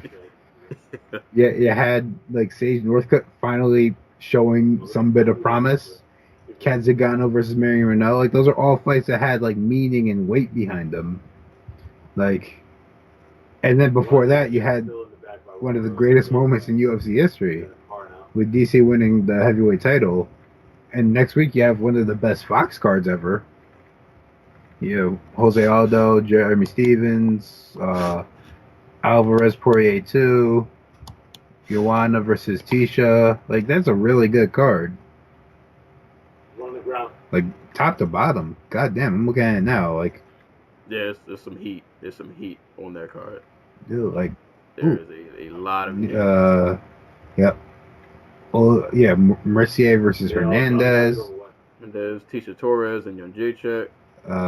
Who is this? That's you got Duwadu trying to right the ship. You got Dustin Ortiz and Mateus Nicolau. Got McDessie Pearson. Yeah, like that's a solid. That's a really fun card. Like, and then you have this Germany card that they showed on the TV for like a 7-hour time spot for no reason. And it was torture. Yeah, this was a pain to get through. This was a pain to get through. But that's UFC Hamburg, man. Not a ton of substance. To be honest, if you don't go back and watch this card, you didn't. Go watch the 50-second clip of Anthony Smith ruining Shogun, and then you get everything. Right. If you can stomach that, go watch a legend get mauled. But yeah, man, that was UFC Hamburg. Not you know, it happened. That's all I got. But like you said, man, it's crazy because we're recording this on a Wednesday on the 25th. I'm gonna try to edit and upload this. Maybe not upload it tonight. So hopefully by the 26th, you guys should be hearing this. And then on the 28th, we got UFC on Fox 30. Which I guess we will attempt to get Joey. I know Stoves wanted to get on too. We'll have to see how schedules can work. See if we can get everybody aboard. Because that's just going to be a card that should generate conversation. Yeah, that should generate some conversation. Oh, hold on, no. Stoves wanted to be on the card with the LA card. The one with Dillish. Yeah, that's UFC 227. That's the week after. So we'll try to. Okay, yeah, all right. So we'll try to see how that works. But we should hopefully be able to get Joey on for this. Definitely should be some conversation to be had. This card will definitely have some meaning to it. Please. I'm confident this will deliver. But yeah, so we got UFC on Fox 30 coming up this weekend. We have Ryzen 11. The rematch: Kana Asakura versus Rena. Hey. Kyoji Horiguchi versus Hiromasa Ojikubo. We have Takanori Gomi versus Melvin Gillard. Oh no! What do you mean no? That's amazing. Melvin Gillard's gonna come in at middleweight. I tried to forget about that. Satoru Kitaoka versus Diego Brando. Like Brando under like Ryzen / Pride rules just sounds really dangerous. Yeah, he might kill somebody. That might.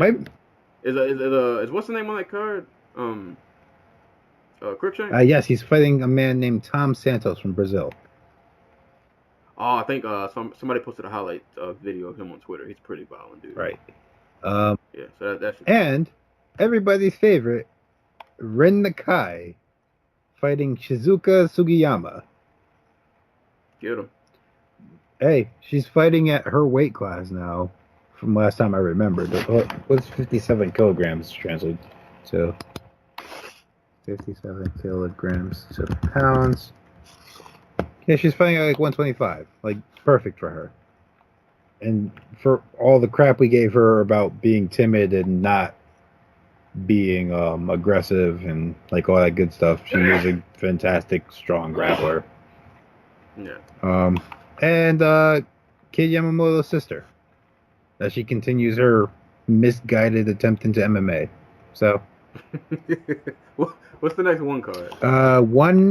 It will be Martin Nguyen fighting for the interim bantamweight title. I don't know what's wrong with Fernando Bibiano that they're having them fight for the interim bantamweight title. Is this the card with Henzo? Yes. Oh, that's right. Enzo Gracie's returning to fight Yuki Kondo. Yeah, if you guys didn't know, that's the thing. That's going down.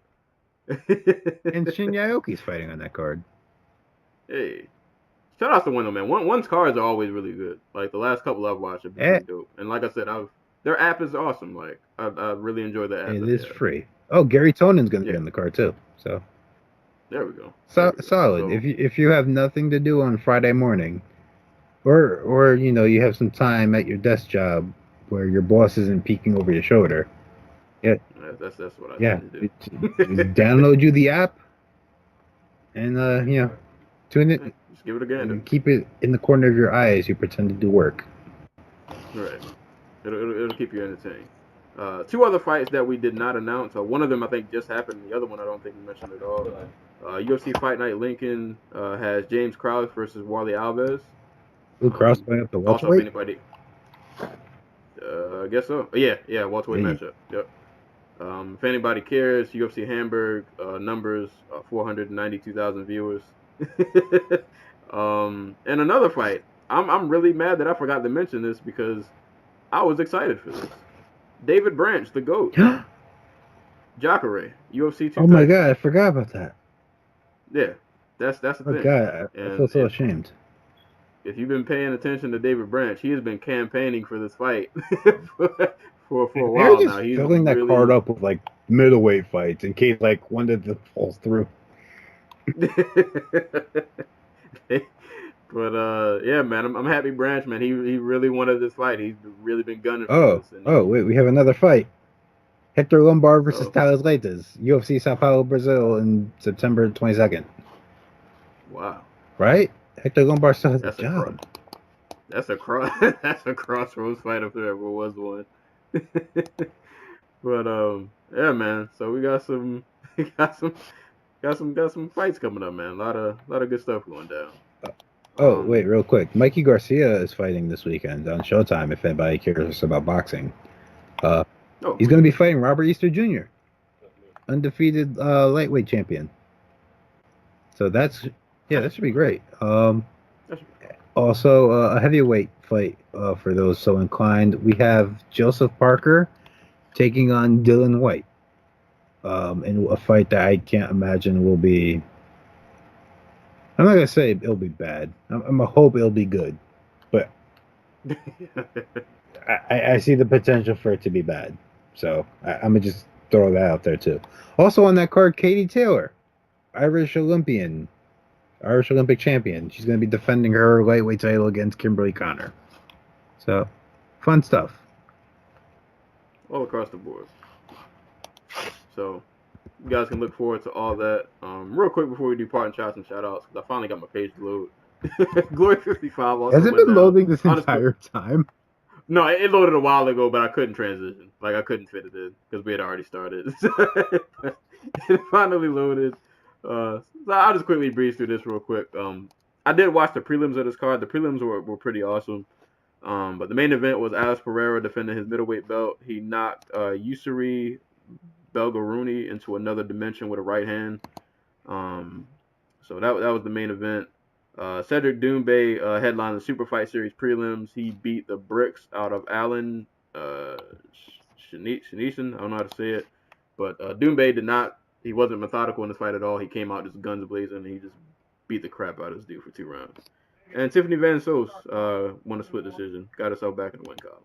So she's trying to climb back up and get that belt back. But that was Glory 55. I think the replays came on ESPN 1 or 2, but so I guess if you got ESPN 1 or 2, you can probably go back and check those out. So give that a look if I you saw haven't. part of it on ESPN 2 on Sunday, I want to say. Okay. Yeah, I think they still have it up there. So if you're like me and you got Sling TV, you should be able to just go back and just give that card a watch. So definitely give that a watch. Glory tends to put on pretty good cards, so give that a look if you haven't. But those are all the fights we got. So I guess we will just end the show with parting shots and shout outs. So I have 2 shout outs and 1 shot. For the shot, I might have to do a little bit of research. But shout outs, both of mine are basketball related. First shout out will be to Sue Bird, who now has the all-time NBA record for most games played, I believe. Yes, 500 games. She's now she has played 500 Well, it's games. probably 501 now. She played yesterday, I believe. Yeah, so she's got that record. Didn't Diana Taurasi break her record not too long ago? She has most threes in WNBA history and highest score. Like she's the only one above like 8,000 points. There we go. And I actually I've seen a lot of good news about the WNBA lately, and I cannot. Liz Cambage, she was going to be one of my shoutouts. She broke the WNBA all-time single game scoring record. She had 53 points. She was like 15 of 16 from the field, and something crazy like that. Like she only missed like 1 or 2 shots. Dude, she is she is damn near unstoppable in the post.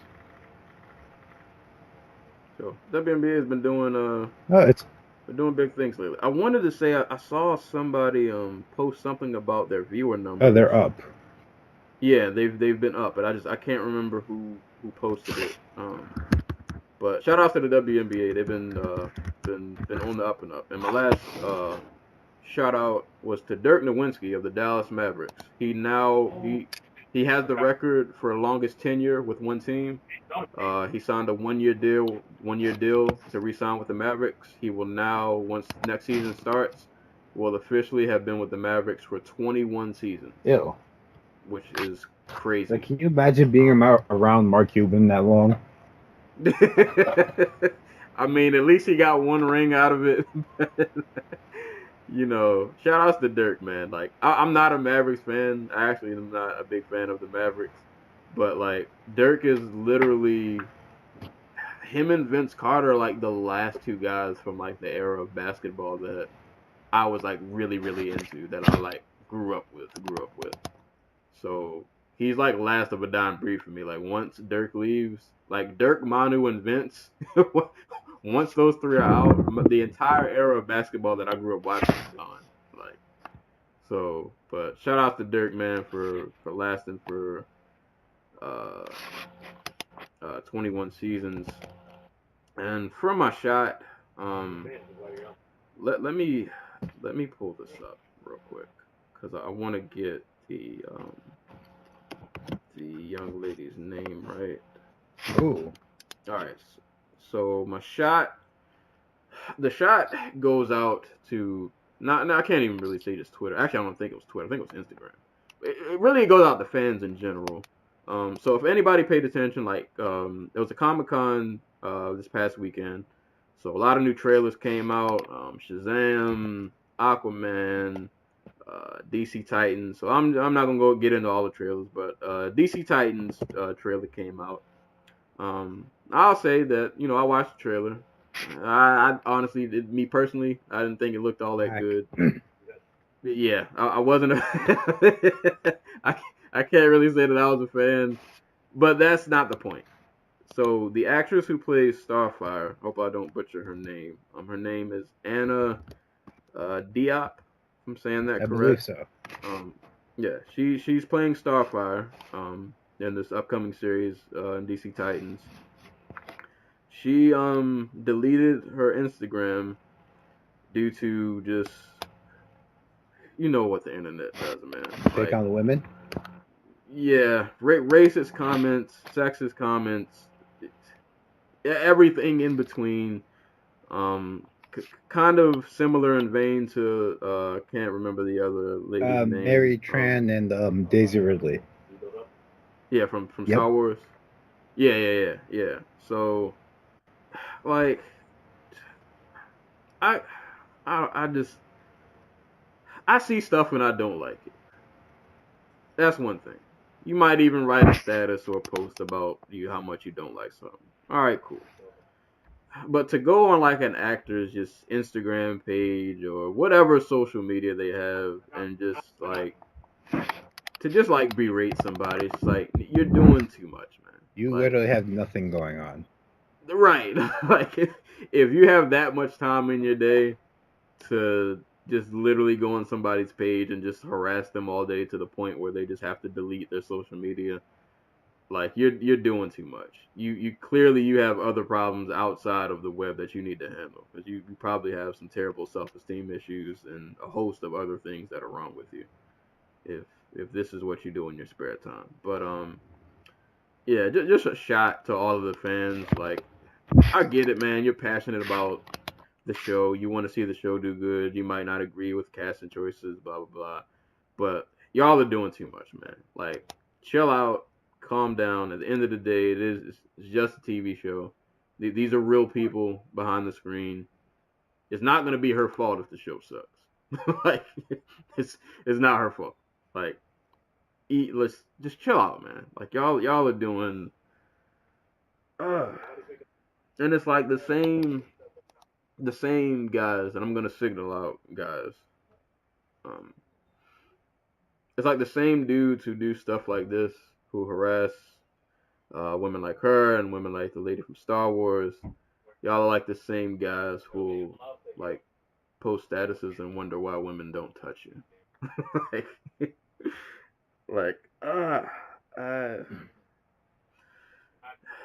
Just empty the clip on all of y'all. Y'all are just doing way too much. You gotta chill out, man. It's not that serious. Put down the tiki torch and take a long look at yourself in the mirror. Like just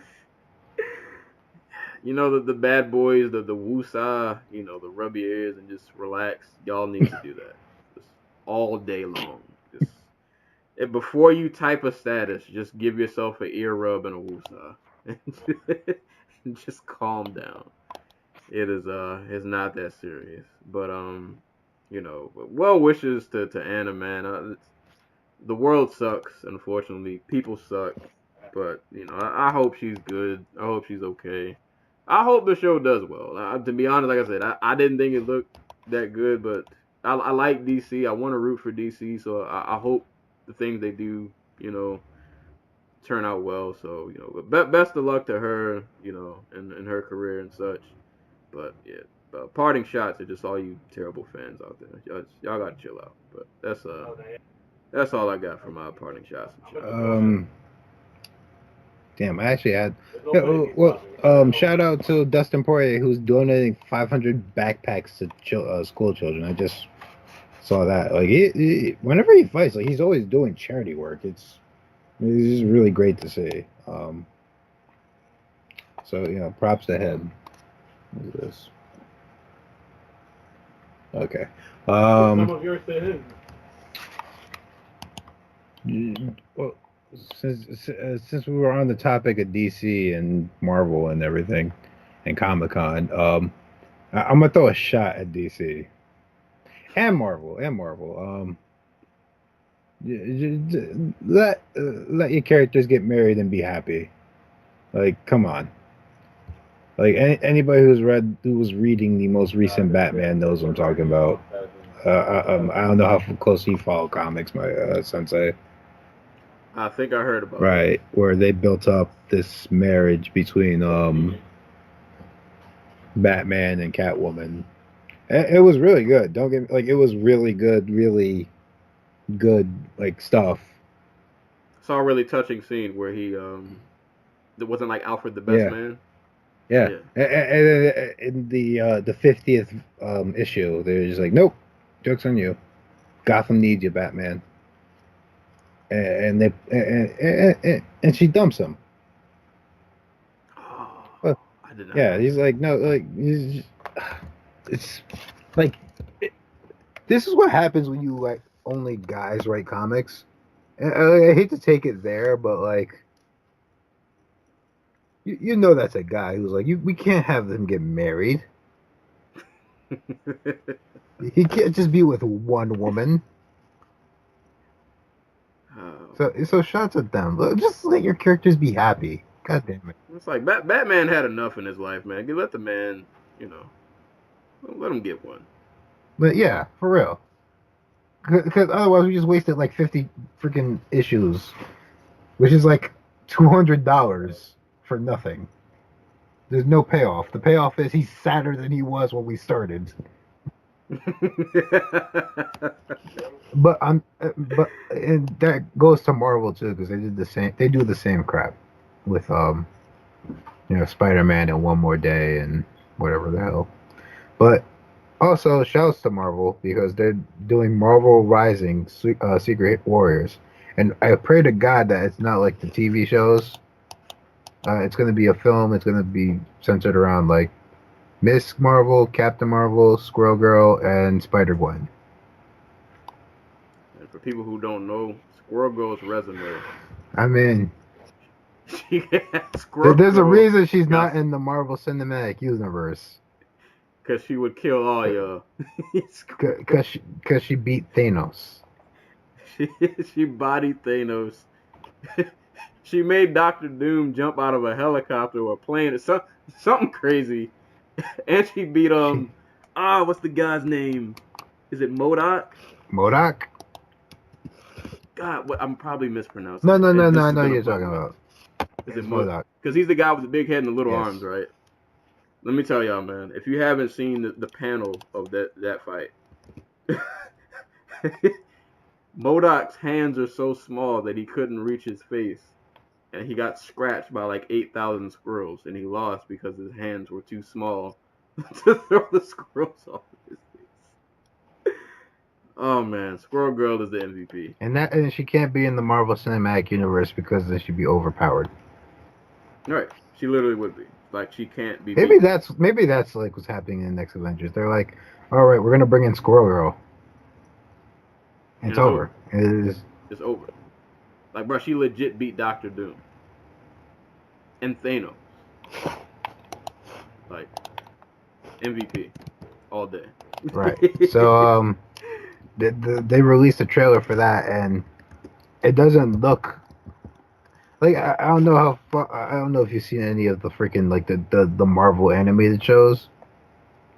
They're all really terrible. Yeah, that's the one thing DC can hang their hat on, that they will always have with Marvel. And and that's because they have Warner Brothers, like Warner Brothers Studios, animation. Like they have professionals. And up until recently, I don't even know who the hell does the freaking Marvel animated shows.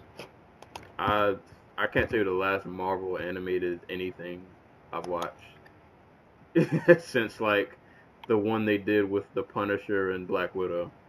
It was called like Confidential or something. Oh, right. Yeah, that might be the last Marvel animated thing I even paid attention to. I pray God it's good. It looks good. I'm a big Marvel fan because she's from Jersey. So they better not F it up. Oh, man. But, yeah, there's lots of stuff going down. You guys should watch those trailers too if you haven't.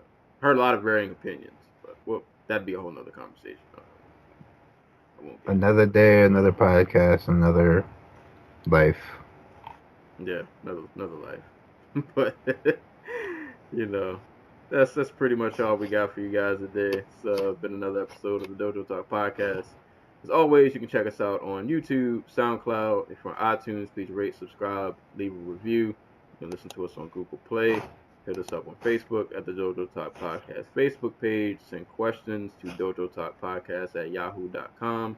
You can follow me on Twitter at Serial Sensei. And you can check out my new music review channel on YouTube, which is called the Sounds Like Fun Podcast. I will leave a link to that below. I did my first episode. First album I reviewed was LaRange and Solemn Brigham. The album was entitled Marlowe. It's really awesome. You should listen to it. But yeah.